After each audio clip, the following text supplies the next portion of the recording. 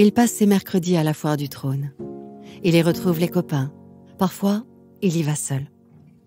Il aime se perdre dans la foule, se noyer dans les bruits, les couleurs. La barbe à papa, les écriteaux qui clignotent. Un lieu dédié au plaisir et à la fête. Ça lui plaît, cette légèreté. Un jour, il a 12 ans. Au milieu du vacarme des attractions, il perçoit un son. Net et cadencé comme un métronome. Un tic-tac qui l'appelle. Il cherche, il voit. Une silhouette. Elle s'éloigne déjà, il presse le pas. Il ne sait pas qui c'est, ni pourquoi il fait cela, mais il la suit. La silhouette qui l'attire, c'est une femme. Elle est plutôt massive. Son dos, le chignon qui révèle sa nuque, ses ongles vernis de rouge. Elle est en noir tout entière, sauf ses jambes qui sont nues et musclées. Il découvre le galbe, la cambrure. Elle semble pencher vers l'avant et pour rester droite, elle projette ses épaules en arrière. Elle marche ainsi, attentive à son propre équilibre. Elle s'enfonce dans les couloirs obscurs des baraquements, vers une activité certainement interdite. Il faut qu'il soit discret. Il retient son souffle. Il entend son cœur battre.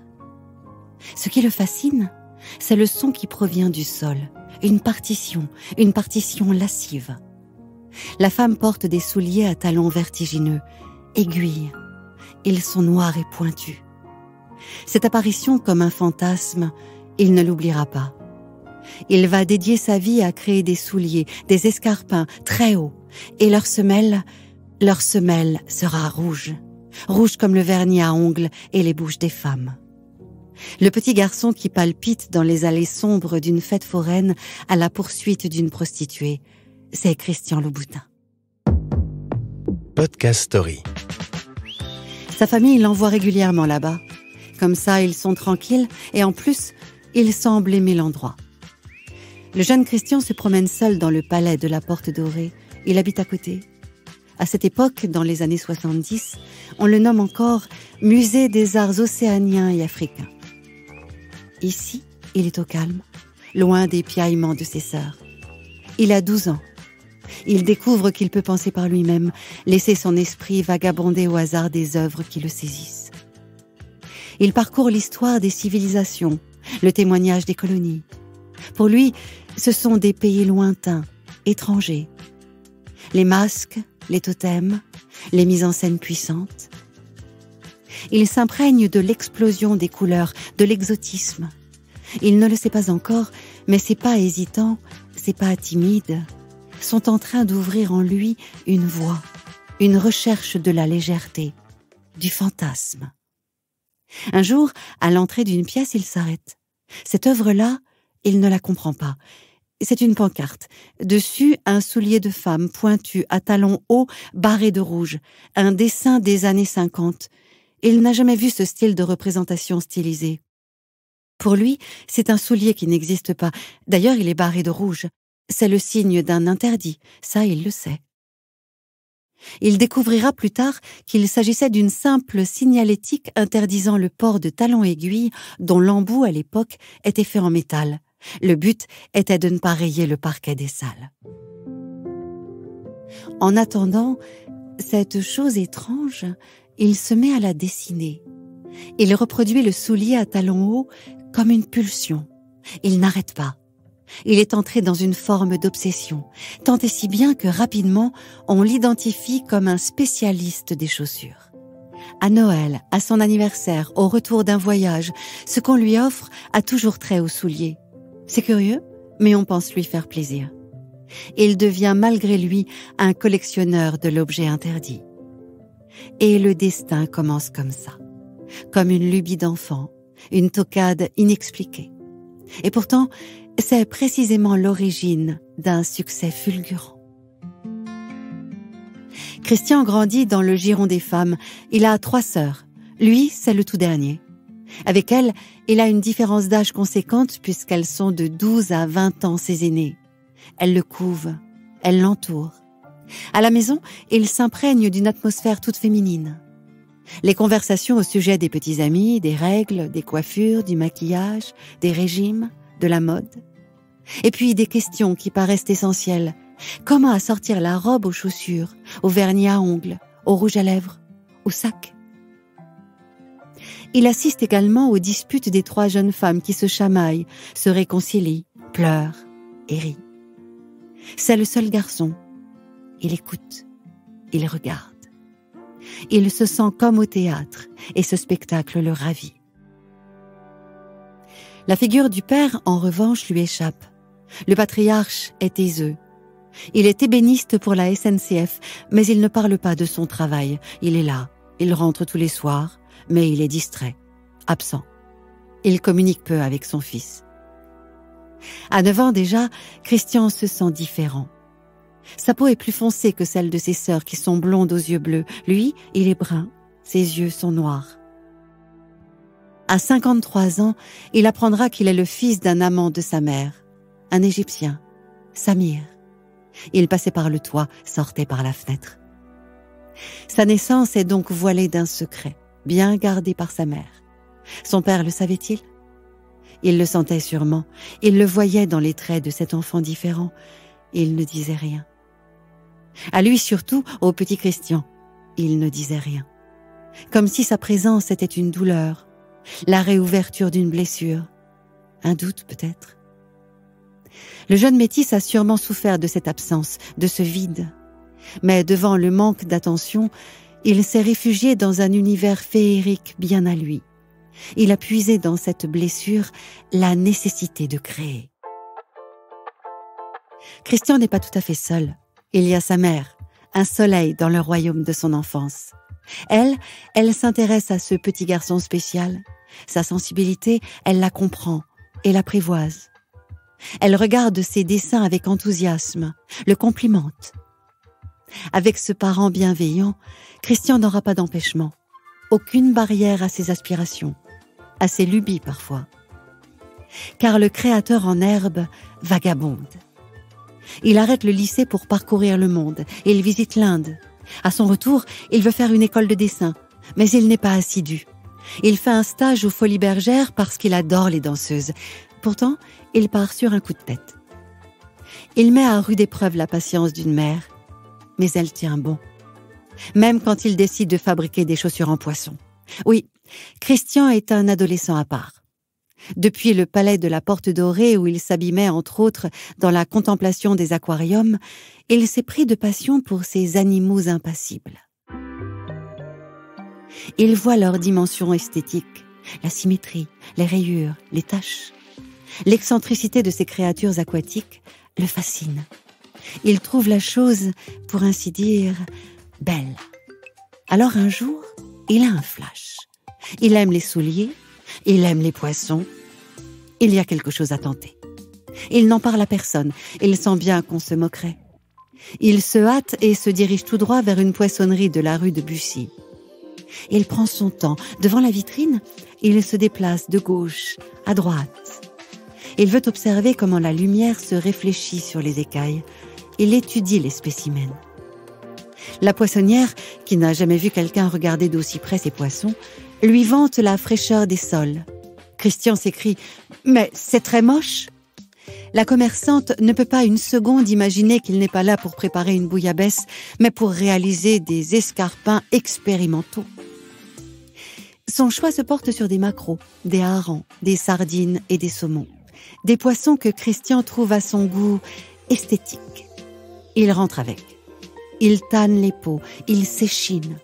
Le résultat est un fiasco. La paire imaginaire arrive dans les poubelles, à la joie des chats du quartier. Tout ce temps où le jeune Christian se cherche, sa mère reste ancrée dans une certitude. Son fils est voué à un grand destin. Elle le soutient. En 1990, elle meurt. Mais Christian ne s'effondre pas. Elle lui a transmis la force et la confiance en lui. Au contraire, il devient adulte et va en quelque sorte s'éveiller. Il veut la remercier de l'intérêt et du soutien indéfectible qu'elle lui a témoigné. Qu'elle voit peut-être de l'au-delà que son amour n'aura pas été vain. Il va entreprendre et ce sera pour elle. Début des années 80. L'heure est encore à l'insouciance. Christian est mineur, mais il ne va pas au lycée comme les copains de son âge. Non, il a déjà exploré quelques pistes. Il s'amuse. C'est l'époque des nuits folles parisiennes, la Main Bleue, le 7 et bien sûr le Palace. Le Palace. Le temple du clubbing parisien qui concurrence le célèbre Studio 54 new-yorkais. Le jeune homme se donne éperdument à la magie du lieu. Personne n'est sérieux. On peut côtoyer les plus grandes stars du monde. Chaque nuit est comme une œuvre d'art. On boit beaucoup. On ne sait jamais ni qui on va rencontrer, ni comment la soirée va se terminer. Et il aime ça. La démesure, la fête jusqu'à l'épuisement, la rage de rire et de tout oublier. On est à l'apogée du mouvement punk et c'est une révolution sexuelle. Les femmes prennent le pouvoir et ce sont elles les capitaines de ces nuits qui dérivent jusqu'à l'aube. Habitué à l'entourage de ses sœurs, Christian se fait naturellement l'ami des femmes de ce milieu. Paquita Paquin, la moderne, aux cheveux courts et aux yeux noirs. Les blondes romantiques, aux longues boucles. Eva Ionesco et Ariel Dombal. Farida Kelfa, l'égérie de Gautier, longue et racée. Il les regarde, il les adore. Il veut leur plaire et les distraire. Il se déguise, il danse comme un fou. À force de fréquenter ce monde parallèle de sueur et de paillettes, il en vient même à jouer un rôle dans un film halluciné, érotique et dédié aux nuits parisiennes. La nuit porte jartelle. Christian est très à l'aise parmi ces artistes loufoques. Il sait qu'il veut faire partie de ce milieu, de cette famille. Chaque soir, sous les faisceaux des stroboscopes, ses yeux se posent sur les souliers qui subliment les jambes des femmes. Il a des contacts. Il n'a plus qu'à remonter ses manches et à enfoncer des portes. Un jour, la fête s'arrête. En 1982, le Palace est fermé. Christian a côtoyé le monde de la nuit, les stars du showbiz et de la mode. Ce n'est plus un enfant. Il a de l'audace. Alors tout simplement, il prend le bottin et liste les maisons de couture. Il les appelle une par une.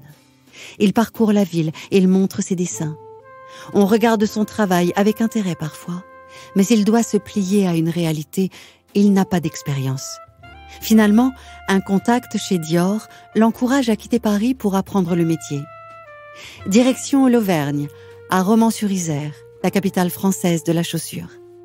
Il entre dans la prestigieuse et respectée maison de Charles Jourdan, l'inventeur du talon aiguille. Il doit y effectuer un stage d'1 an. Mais dans cette usine, on voit d'un mauvais œil arriver ce jeune homme au look bariolé. On le considère comme un enfant gâté et pistonné. Ça se passe mal. Il n'y reste pas longtemps. Mais il apprend les techniques de création et le stylisme. Désormais, il est armé d'un savoir-faire. Il se lance à son compte. Il travaille quelques années pour de grandes marques, dont Chanel. Il voyage aussi. L'Inde encore qu'il émerveille de ses tissus, de ses couleurs. Il obtient une place chez le chausseur Roger Vivier. À 80 ans, l'homme est au terme d'une longue carrière et Christian l'assiste pour monter une rétrospective de son œuvre au Musée des Arts de la Mode. Au contact de ce nom prestigieux de la couture, il découvre une élégance et une courtoisie surannée. L'octogénaire devient son mentor. Il l'admire. Peut-être est-ce une figure de père pour ce jeune homme délaissé dans l'enfance. À la fin de l'exposition, Christian se sent abandonné, désœuvré. Il ne sait plus quelle direction prendre. Depuis plusieurs mois, il a mis ses créations de côté. Il n'y croit plus. Il veut tout abandonner, changer radicalement de secteur. Il le fait. Il devient paysagiste. Il a toujours aimé les minéraux. Il s'occupe des terrasses et des jardins de ses amis propriétaires. Un virage à 180 degrés ? Pas tout à fait. Car au milieu des végétaux, il retrouve les couleurs et les matières, les brillances et les matités, l'harmonie. À 1000 lieues, semble-t-il, de ses premières aspirations, dans les sillons des semences, la vision du jeune Christian germe. Elle va bientôt lui apporter le succès et la gloire.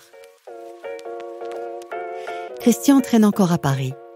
Un jour, dans une galerie, il rend visite à un ami qui ne comprend pas pourquoi il a abandonné les chaussures. C'est dommage, il semblait passionné. Et puis, il lui parle d'un local qui est libre. Tiens, juste là, au bout de l'allée. Il devrait le prendre. il devrait ouvrir sa propre boutique. Le hasard des rencontres, le caprice du destin. C'est aussi simple que ça.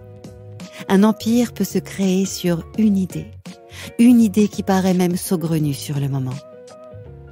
D'ailleurs, Christian propose l'affaire à 2 amis d'enfance qui peuvent rassembler le capital de départ nécessaire. Ils sont partants. Voilà, il a 2 associés. Il peut tenter cette aventure. Depuis la pancarte de la Porte Dorée, celle qui a fait naître son obsession pour les souliers. Le créateur en herbe a produit un nombre impressionnant de dessins, des milliers. Il trouve une usine de fabrication. C'est parti. Il est inquiet, excité. Il a hâte, enfin, de présenter les créations qu'il habite depuis tant d'années. 29 novembre 1991. Il a 28 ans. Il ouvre sa première boutique rue Jean-Jacques Rousseau dans le 1er arrondissement de Paris. Évidemment, les débuts sont difficiles. Les ventes ne décollent pas. Les passants boudent cette boutique aux modèles inhabituels, excentriques. Heureusement, le goût de Christian pour la légèreté, allié à une pointe de poésie, vont le sortir de ce marasme. Il a l'idée d'un soulier où l'on peut lire sur le devant le mot « love ». Mais pas sur chaque pied, non. Ça, ce serait trop simple. L demi-haut sur le pied droit et demi-haut VE sur le pied gauche. La symétrie est graphique. Et pour lire le message, on a besoin des 2 pieds réunis, des inséparables. Une idée toute simple et amusante, de la légèreté. Tout le monde en veut, ça marche. Cette petite paire lui vaut des parutions presse. Caroline de Monaco devient cliente. À l'époque, c'est une célébrité. La journaliste de mode Anna Wintour passe par sa boutique et écrit 2 articles flatteurs dans le prestigieux magazine Vogue aux États-Unis. La machine s'emballe, les commandes à l'étranger commencent. 2 autres boutiques sont ouvertes à Paris, puis une à New York. Quelques années après, une seconde. Sur l'enseigne de ces magasins, où désormais la meilleure clientèle se presse, on peut lire le nom de la marque qui est aussi celui de son créateur, Christian Louboutin. Et ce nom est en passe de devenir célèbre. Très célèbre. Un jour, Christian est en Italie dans une usine. Il contrôle la fabrication de ses souliers. À ce moment, il a dessiné une collection pop qui lui permet de laisser libre cours à son penchant pour la couleur et la fantaisie. Il discute des différentes étapes avec le directeur d'usine et lui montre ses dessins. Il les emporte toujours avec lui car il le répète, tout part d'un dessin. Mais là, il prend un modèle dans ses mains. Il va de l'objet au dessin, du dessin à l'objet. Il ne comprend pas. Le travail est pourtant conforme et même excellent. Quelque chose le gêne, sans qu'il arrive à se l'expliquer. Et puis, dans un éclair, il comprend. C'est la semelle. La semelle est noire, alors que tout le reste du soulier est multicolore. Ça jure, et surtout, quel manque de fantaisie. Et le problème va se rencontrer sur tous les modèles, puisqu'il s'agit d'une collection pop, donc à la gloire des teintes primaires, franches et joyeuses. Il regarde autour de lui. Il cherche une solution. Lui, qui est un grand observateur des femmes, pose ses yeux sur son assistante. C'est la fin de la journée. Elle a bientôt fini et elle a un rendez-vous juste après. Alors, sur un coin de table, à la hâte, elle peint ses ongles d'un vernis rouge. Bingo! À l'aide du tout petit pinceau, il recouvre la semelle de rouge. Ça rend plutôt bien. Il fait faire toutes les chaussures de la collection pop en semelle rouge. Ça pourrait être sa particularité. Il pourrait changer les couleurs des semelles à chaque collection, au gré de ses envies. Peu de temps après l'épisode italien, le créateur vend à sa boutique. Il discute avec une de ses clientes qui lui assène qu'elle ne porte jamais de couleur. Elle a horreur de ça. Elle aime le style simple et classique. Il lui fait remarquer que ses ongles sont rouges, que ses lèvres sont rouges. Mais elle rétorque que le rouge, c'est différent des autres couleurs. Il a compris. Le rouge est une non-couleur, au même titre que le noir et le blanc. Même une femme qui ne supporte pas les teintes primaires aimera toujours le rouge. Une nuance dont la connotation est positive dans toutes les cultures. Elle symbolise la bonne fortune en Chine, la passion en Espagne, l'amour en France. Et le rouge, c'est le sang, la vie. C'est décidé, tous les dessous de ses souliers seront carmin. Sa signature est née. Aujourd'hui, le rouge de ses semelles est une marque déposée. Il intente même un procès à la marque Yves Saint Laurent en 2011, quand la maison met en vente un escarpin aux semelles écarlates. Ce détail pensé en un éclair, c'est devenu un des symboles du chic français. Une distinction discrète, mais reconnaissable et désirable. La marque s'est diversifiée. Aujourd'hui, elle propose une gamme pour hommes. Elle s'est même lancée dans la confection de sneakers. Alors on trouve de tout, des chaussures plates, de la maroquinerie et des produits de beauté. Mais le nom du créateur reste ancré dans une conception de l'ultra-féminin et du glamour. Louboutin, le synonyme de la femme fatale. À son évocation, on pense tout de suite à des talons de 12 cm, très très hauts. Une voiture noire ralentit et s'arrête. La portière s'ouvre et c'est le dessous de la chaussure qui nous flash en premier. Le rouge sang. La créature sort du véhicule. Ses jambes sont démesurées, comme allongées par des échasses. Et la démarche, forcément chaloupée. La hauteur vertigineuse de ses talons penche la créature vers l'avant. Elle cambre. Enfin, il y a le son qui martèle le pavé. Cet écho entêtant. Tout un fantasme. D'ailleurs, une des égéries fidèles de la marque, Dita Von Teese, la célèbre effeuilleuse. En 2012, elle apparaît dans une vidéo de Christian Louboutin. D'abord, un escarpin à talons très hauts pailletés tourne sur la scène. Star immense, imposante. Puis le soulier s'évanouit comme une poussière de diamants et Dita apparaît. Avec son allure de diva des années 50. Diaphane, sa chevelure noire savamment crantée, son œil de biche. Elle porte une robe du soir, mais elle danse et se défait du boléro, de la jupe. C'est un striptease, gracieux, mutin, avec cette pointe d'ironie maladroite, propre au numéro burlesque. Plus que sexy, la marque s'aventure dans l'érotisme. En 2014, Christian s'associe encore à Dita Von Teese pour la création d'une collection de dessous en toile de Jouy. Le motif évoque le XVIIIe siècle, les marquises, les boudoirs, le libertinage. C'est Christian qui l'a dessiné. Et c'est Dita elle-même qu'on y voit dans des postures lascives. Louboutin entretient un parfum de sulfure, toujours associé à l'esprit du cabaret parisien, canaille, léger. En 2007, il a une vision. Il veut créer des chaussures qu'on ne peut pas porter.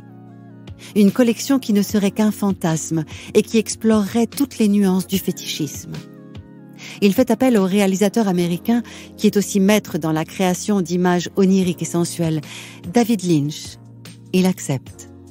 Il photographie cette collection particulière. La pellicule a un aspect flou, troublant. L'atmosphère est feutrée. On a le sentiment de pénétrer dans un esprit, un rêve très érotique. Les modèles sont en chair, mais leur corps est tronqué, tel un objet de convoitise. Leur carnation est blanchie par le flash. Elles sont à genoux, à quatre pattes, où leurs jambes se galbent très tendues sur des escarpins d'une hauteur impossible. Des talons pointus, infiniment pointus. Et puis du rouge partout. Du rouge comme le sang qui monte et qui irrigue les nerfs. Comme le désir. Podcast Story. On a tous une histoire à écouter.